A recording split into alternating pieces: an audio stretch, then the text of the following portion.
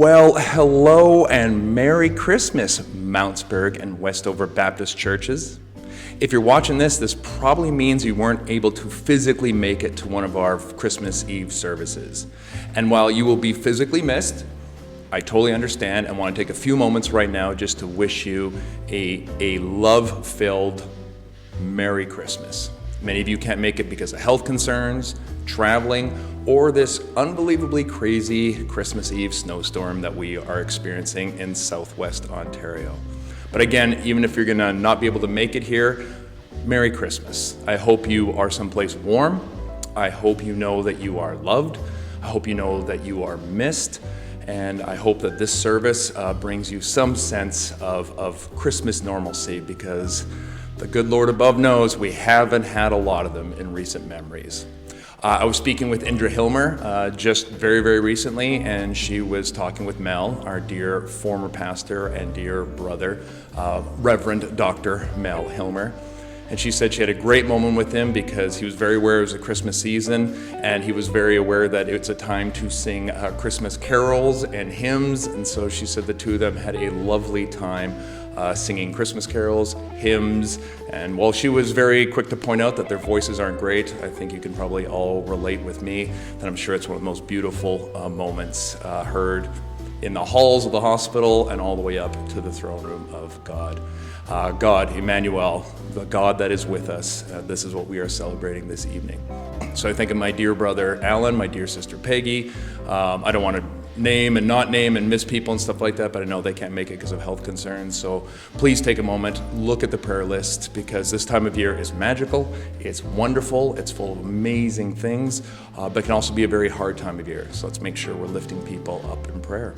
Okay, here we are, the year 2022. It is Christmas Eve. We are going to light the Christ candle to kick off the celebrations. So let's go ahead and hear now from the prophet Isaiah. I think you'll be familiar with it. All of us who have been walking in darkness have seen a great light. On those of us living in a land of deep darkness, a new light has dawned. You have enlarged the nation. You have increased our joy. We rejoice before you as people who rejoice at a plentiful harvest, as warriors rejoice when dividing up the plunder. For as in the day of Midian's defeat, you have shattered the yoke that burdens them, the bar across their shoulders, even the rod of their oppressor. Every warrior's boot used in battle, and every garment rolled in blood, will be destined for burning. It will simply become fuel for the fire.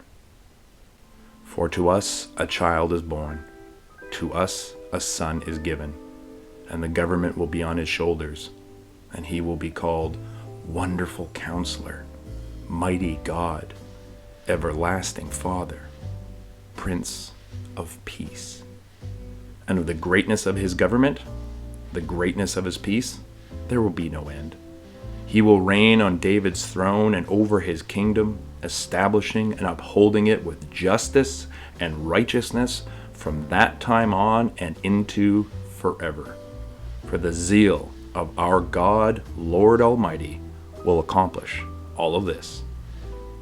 The prophet Isaiah, chapter 9, verses 2 to 7. Gracious Father, thank you that you have not left this world in darkness, but have sent your eternal Son as the light of the world, to show us your glory, to give us new life and joy. Open our eyes to see Jesus more clearly, to trust him more fully, to serve him more joyfully, and to find all our satisfaction in him. Amen.